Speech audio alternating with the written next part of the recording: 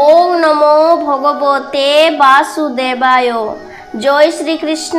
রাধে রাধে বন্ধুরা, বুধবার চতুর্মাসে সর্বপ্রথম একাদশী কামিকা একাদশী অনেকেই হয়তো পালন করছেন। বন্ধুরা, যারা একাদশী পালন করছেন তারা নিশ্চয়ই জানেন যে এই কামিকা একাদশীর ব্রত কথাটি শ্রবণ না করলে এই একাদশীর ব্রত অসম্পূর্ণ থেকে যায়। এমনকি যারা কোনো কারণে এই কামিকা একাদশীর ব্রতটি পালন করতে পারছেন না, তারা কেবলমাত্র এই কামিকা একাদশীর ব্রত কথাটি শ্রবণ করে যদি ভগবান হরি বিষ্ণু ও মা লক্ষ্মীর সামনে আজকের দিনে যদি একটি প্রদীপ প্রজ্বলন করতে পারেন, তাহলেও এই ব্রতের পুণ্যের ফল অনেকাংশ লাভ করা যায়।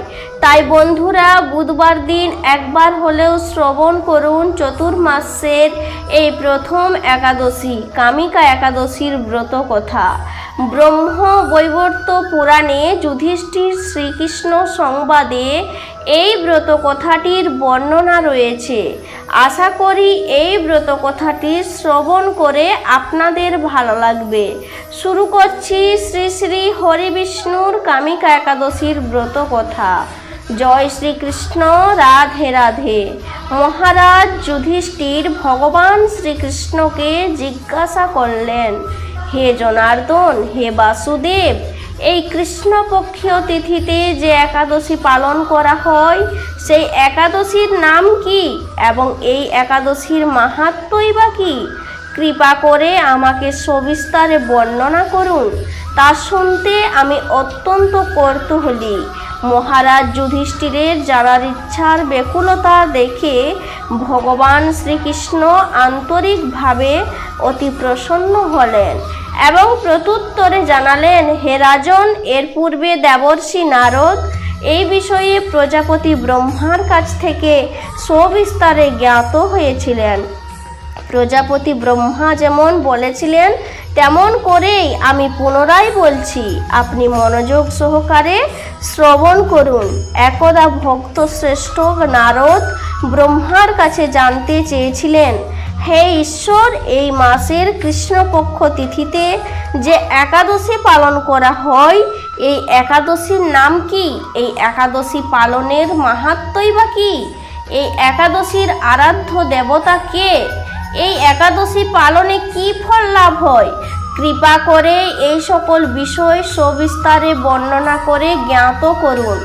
আমি ধন্য হই। শ্রী নারদের কথা শুনে ব্রহ্মা অত্যন্ত তৃপ্ত হলেন এবং উত্তরে বললেন, হ্যাঁ বৎস, তুমি যে প্রশ্ন করেছ তার দ্বারা মনুষ্য জাতি অনেক উপকৃত হবে। শুধু তাই নয়, তারা নিম্নজনী প্রাপ্তি থেকে উদ্ধার হবে ও পাপ থেকে মুক্তি হবে। আর সে উদ্দেশ্যে আমি সবিস্তারে তোমায় বর্ণনা করছি। তুমি তা মনস্থির করে তা শ্রবণ করো। এই মাসের এই কৃষ্ণপক্ষিয়া একাদশী কামিকা একাদশী নামে প্রসিদ্ধ। ভগবান শ্রী বিষ্ণু এই একাদশীর আরাধ্য দেবতা। এই একাদশী পালনে সকল পাপ মোচন হয়ে যায়। তাছাড়া এই একাদশীর মাহাত্ম্য শ্রবণ করলে বাজপেয় যজ্ঞের ফল লাভ প্রাপ্ত হয়।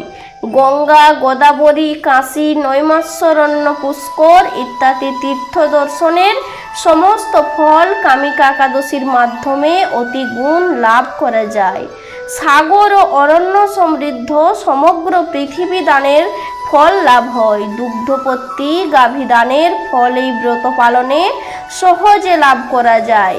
সেসব ব্যক্তিগণ ব্রহ্মহত্যা, ভ্রূণ হত্যা কিংবা তার থেকেও বেশি পাপ পুণ্য সাগরে নিমজ্জিত থাকেন, তাদের কামিকা একাদশীর ব্রতের মাধ্যমে সহজেই সমস্ত পাপ বশীভূত হয়ে যায়।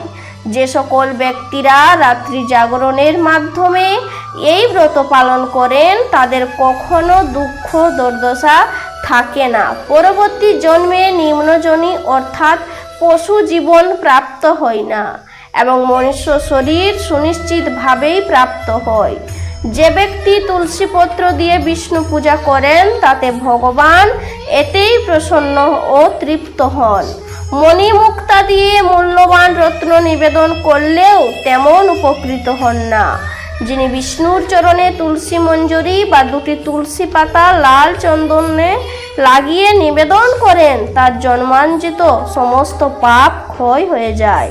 তুলসী প্রসঙ্গে ব্রহ্মা আরও বললেন, হে নারদ, যে ব্যক্তি প্রতিদিন তুলসীপত্র দর্শন করে থাকেন তার সকল পাপ বশীভূত হয়ে যায়। যে ব্যক্তি তুলসীপত্র স্পর্শ করেন তার পাপিষ্ঠ দেহ পবিত্র হয়ে যায়। তুলসী গাছে প্রণাম করলে দেহের সকল রোগ দূরীভূত হয়। তুলসী গাছে জল সিঞ্চন করলে যমরাজেও তার কাছে আসতে ভয় পায়। শ্রীহরি চরণে তুলসী অর্পণ করলে ভগবত গতি লাভ হয়। যে ব্যক্তি হরিবাসরে ভগবানের সামনে প্রদীপ জ্বালান তার পুণ্যের হিসাব চিত্রগুপ্ত রাখতে পারেন না। এই পুণ্য লাভে তার পূর্বপুরুষেরাও পাপ থেকে মুক্ত হয়ে যায় এবং স্বর্গবাসী হয়ে থাকেন। এই কামিকা একাদশী পালন করে পুরাকালে এক ঠাকুর ব্রহ্মহত্যার পাপ থেকে মুক্তি পেয়েছিলেন। প্রাচীনকালে এক গ্রামে এক ঠাকুর থাকতেন। একদিন কোনো কারণে ঠাকুরের সঙ্গে বেদ পাঠে ব্রাহ্মণের মধ্যে কথা কাটাকাটি হয়। তর্ক বাড়াবাড়ির পর্যায়ে পৌঁছায় এবং ঠাকুরের হাতে ব্রাহ্মণের মৃত্যু হয়। ব্রাহ্মণের মৃত্যুর পর ব্রহ্মহত্যার ভয় ওই ঠাকুরকে চিন্তিত করে তোলে। ঠাকুরের সমস্ত অর্থ, সম্মান, সম্পত্তি, পুত্র, পরিবার নষ্ট হয়ে যায়। এরপর ঋষির কাছ থেকে ব্রহ্মহত্যার পাপ থেকে মুক্তির উপায় চান তিনি। ঋষি তাকে শ্রাবণ মাসের কৃষ্ণপক্ষের কামিকা একাদশীর উপবাস করার বিধান দেন। এরপর ওই একাদশীর উপবাস পালন করে ব্রহ্মহত্যার পাপ থেকে মুক্তি পান ঠাকুর। এই বলিয়া ভগবান শ্রীকৃষ্ণ আরও বললেন, হে রাজন, সর্বপাপহারিণী কামিকা একাদশীর মাহাত্ম্য আপনার কাছে বর্ণনা করলাম। অতএব যে ব্যক্তি ব্রহ্মহত্যা বা ভ্রূণ হত্যা অন্য কোনো পাপ কাজে জর্জরিত, তিনি মহাপুণ্য ফলদায়ী কামিকা একাদশী শ্রদ্ধা ও ভক্তির সাথে পালন করলে, তার মাহাত্ম্য ভক্তি ও শ্রদ্ধার সাথে পাঠ ও শ্রবণ করলেও তিনি সর্বপাপ থেকে মুক্ত হয়ে বিষ্ণু লোকে গমন করেন। শ্রুতং মাহাত্ম্য মেদস্যা নরয়ে শ্রদ্ধা সমন্বিতয়ে বিষ্ণুলোক সমাপ্রেতি সর্বপাপয়ে প্রমুচ্যতে। ব্রহ্মবৈবর্ত পুরাণে একাদশী 17-31 নম্বর শ্লোকে এই কথা বর্ণিত আছে। তাই বন্ধুরা, আজকের দিনে অবশ্যই শ্রী বিষ্ণু বা শ্রীকৃষ্ণের চরণে তুলসী পাতা নিবেদন করে এই একাদশীর ব্রত কথাটি শ্রবণ করুন এবং সন্ধ্যায় একটি প্রদীপ প্রজ্বলন করে এই ব্রত কথাটি শ্রবণ করুন। দেখবেন এতে আপনার ও আপনার পরিবারের কল্যাণ হবে। আশা করি ব্রত কথাটি শ্রবণ করে ভালো লেগেছে। ভালো লাগলে লাইক করবেন, শেয়ার করবেন। সকলে ভালো থাকুন, সুস্থ থাকুন এই কামনা করে আজকের মতো ভিডিওটি এখানেই শেষ করলাম। নমস্কার, ধন্যবাদ। ঈশ্বর আপনার মঙ্গল করুক।